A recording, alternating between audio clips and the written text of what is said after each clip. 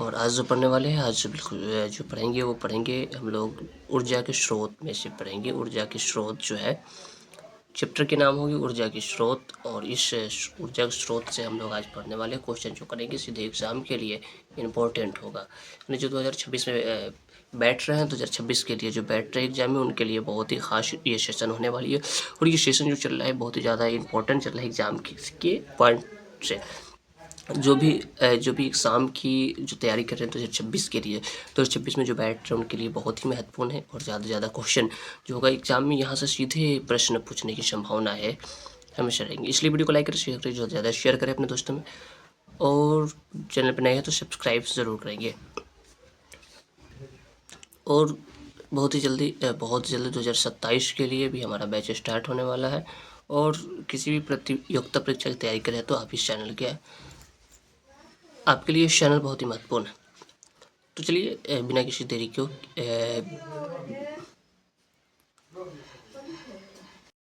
तो उनके लिए जो खास होने वाला है। और चलिए बिना किसी देरी के बिना किसी समय बिताए हुए और वीडियो को स्टार्ट करते हैं। और इससे छोटी सी रिक्वेस्ट है, जो रिक्वेस्ट क्या है कि अगर चैनल पे नए हैं तो सब्सक्राइब जरूर करेंगे, वीडियो को लाइक करेंगे तो ज़्यादा से ज़्यादा शेयर करेंगे। अब स्टार्ट करते हैं आज का जो फर्स्ट क्वेश्चन है। और वो फर्स्ट क्वेश्चन है, निम्न में से कौन बायोगैस ईंधन का स्रोत नहीं है। यानी क्या है बायोगैस ईंधन का स्रोत? बायोगैस ईंधन का जो स्रोत है इसमें से कौन नहीं है? राइट, स्रोत कौन सा नहीं है बायोगैस? तो लकड़ी, गोबर गैस, नाभिकीय ऊर्जा और कोयला। सबसे बड़ी बात एक चीज़ है कि जो है सबसे पहले एलपीजी गैस होता है, और उसके बाद सीएनजी होता है, और एक ठो होता है बायोगैस। बायोगैस का प्रयोग सबसे पहले एक चीज़ कीजिए कि प्रयोग कहाँ किया जाता है, आप कमेंट बॉक्स में ज़रूर देंगे कि इसका जो प्रयोग है यानी यूज़ कहाँ किया जाता है, किस चीज़ के लिए यूज़ किया जाता है बायोगैस का। इसका भी आंसर जो आप कमेंट बॉक्स में देने की कोशिश करेंगे।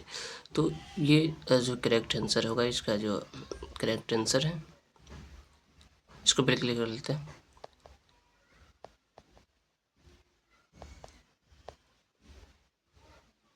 इसका जो करेक्ट आंसर है वो है नाभिकीय ऊर्जा, यानी सी इज द करेक्ट आंसर। क्या है? नाभिकीय ऊर्जा।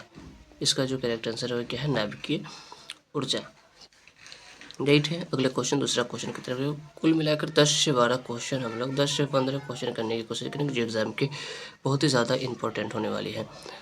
ग्लोबल वार्मिंग के लिए उत्तरदायित्व गैस है, जो ग्लोबल वार्मिंग है, और ये ग्लोबल वार्मिंग के लिए जो क्या है यानी वो उसके लिए जो बहुत ही ज़्यादा जो उत्तरदायित्व गैस जो होता है वो कौन सा है?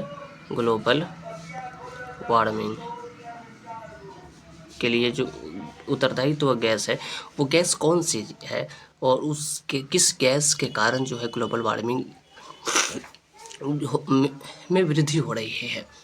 इस चीज़ को हम देखेंगे तो सबसे पहले जो आपके स्क्रीन पर दिख रहा है वो O2 है, यानी O2 का मतलब ऑक्सीजन है, NH3 है, CO2 है, और NH2 है, NN2 है। तो इसका जो करेक्ट आंसर होगा वो करेक्ट आंसर क्या है? वो करेक्ट आंसर है CO2, यानी कार्बन डाइऑक्साइड। कार्बन डाइऑक्साइड, यानी इसका क्या है? CO2। मैंने शॉर्ट में लिख दिया CO2 इसके लिए उत्तरदायी तो है किसके लिए? ग्लोबल वार्मिंग के लिए। राइट है।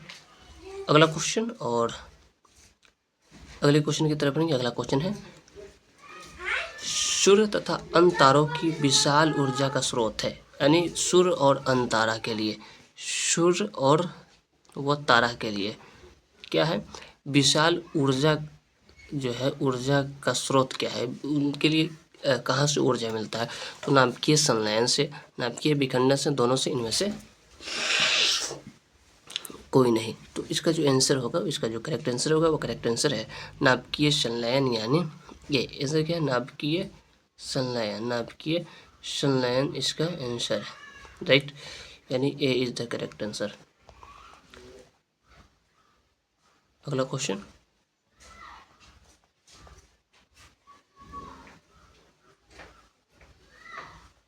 तीसरा है, नाभिकीय विखंडन का नियंत्रित करने का प्रयुक्त में प्रयुक्त होता है ना। इसको नियंत्रित करने के लिए जो नाभिकीय विखंडन है, नाभिकीय विखंडन विखंडन को नियंत्रण करने के लिए किसका प्रयोग किया जाता है, यानी कौन चीज़ का गैस यूज़ किया जाता है, उसके लिए देखेंगे तो लोहे का छर्का, स्टील का छर्का, कैडमियम का छर्का और एल्युमिनियम के छर्का। तो ये जो करेक्ट आंसर है, 4 आंसरों में से इसका जो करेक्ट आंसर होगा वो इसका आंसर है वो कैडमियम सी, यानी कैडमियम छड़का, यानी C is the correct answer, और इसका आंसर हो गया सी। राइट, अगले क्वेश्चन की तरफ बढ़ते हैं और आज का अगला क्वेश्चन 5वां नंबर क्वेश्चन है, किसी नाभिकीय विखंडन में मुक्त ऊर्जा होता है, जो क्या है, किसमें नाभिकीय विखंडन में, ये है फिर से वही क्वेश्चन है, नाभिकीय विखंडन में जो है मुक्त ऊर्जा क्या होता है, जो मुक्त ऊर्जा जो है वो क्या होता है। तो मुक्त ऊर्जा के लिए 1 MeV या 10 EV या फिर 200 MeV और 10 KeV। तो इसका जो करेक्ट आंसर है वो 200 MeV, यानी C is the correct answer. अगले क्वेश्चन की तरफ बढ़ते हैं और अगला क्वेश्चन,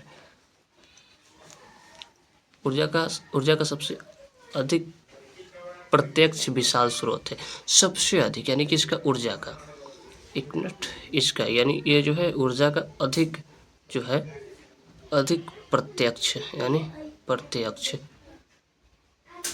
जो विशाल स्रोत है वो क्या है, विशाल स्रोत जो है वो क्या, कौन सा है। तो इसका जो विशाल स्रोत है वो कोयला है या फिर बिजली है, सूर्य है या परमाणु है। तो इसका जो करेक्ट आंसर है यानी सूर्य, यानी क्या है, सूर्य, यानी C is the correct answer इसके लिए।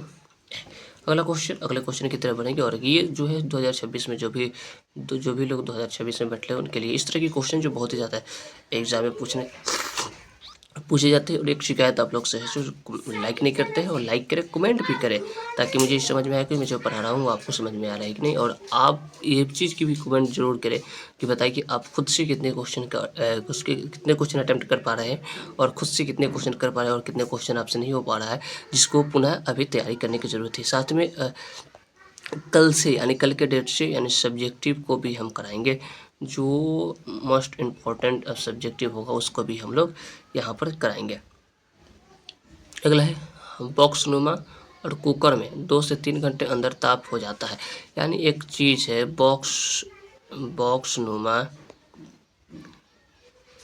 शोर कुकर एक ठो है, यह जो शोर कुकर है उसमें जो है मोटा मोटी 2 से 4 हावर में जो टेम्परेचर हो जाता है, जो ताप हो जाता है, वो कितना हो जाता है। 2 से 3 घंटे में जो ताप होता है वो 0 से 100 डिग्री सेल्सियस, 100 डिग्री से 140 डिग्री सेल्सियस, और या 140 से 200, और या 200 से 1000 डिग्री सेल्सियस। तो इसका जो करेक्ट आंसर होगा वो करेक्ट आंसर है 100 से 140 डिग्री सेल्सियस, यानी 100 से 140, यानी 140 डिग्री सेल्सियस जो है ये 3 से 4 घंटे में बॉक्सनुमा सौर कुकर जो है उसके अंदर क्या हो जाता है, ताप बढ़ जाता है। अगले क्वेश्चन करेंगे, अगले क्वेश्चन की तरफ बढ़ेंगे। आज का 8वां क्वेश्चन है, पवनों का देश कहा जाता है, यानी जो पवन ऊर्जा होता है उसका देश जो है वो कौन सा है। इसका आंसर अभी हम लोग तुरंत करेंगे। ये 8 नंबर क्वेश्चन है और ये काफ़ी इम्पोर्टेंट है एग्जाम के लिए। राइट, ये बहुत ज़्यादा इम्पोर्टेंट है। तो इसका जो करेक्ट आंसर है, इसका जो करेक्ट है आंसर डेनमार्क, यानी C is the correct answer. Denmark जो है इसके पवनों का देश कहा जाता है, डेनमार्क को। अगला क्वेश्चन की तरफ पढ़ेंगे।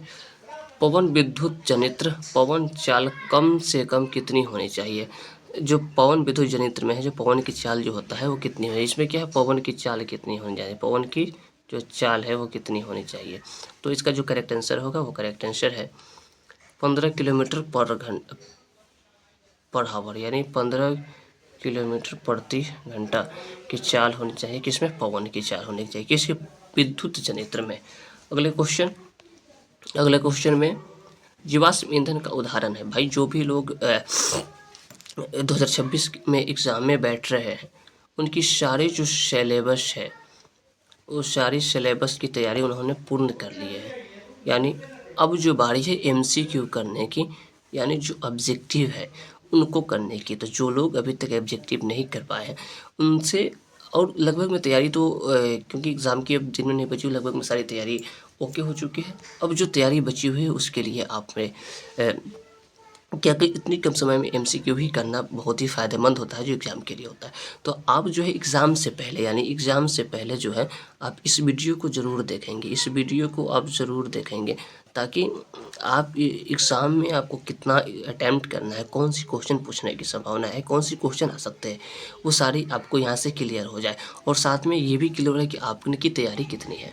चलिए, जीवाश्म ईंधन का उदाहरण जो है क्या है, तो कोयला है, लकड़ी है, गोबर गैस है, ये सभी है। तो इसका जो करेक्ट आंसर होगा ये सभी है। जीवाश्म ईंधन के लिए ये सभी उदाहरण है इसके। अगला क्वेश्चन की तरफ बढ़ेंगे। अगला क्वेश्चन, प्राचीन काल में ऊष्मा ऊर्जा का सबसे अधिक सामान्य स्रोत क्या है? ये क्या है प्राचीन काल में? जो प्राचीन काल में जो ऊष्मीय ऊर्जा है उसका सबसे अच्छा स्रोत क्या है? ऊष्मीय ऊर्जा का स्रोत जो है वो क्या है?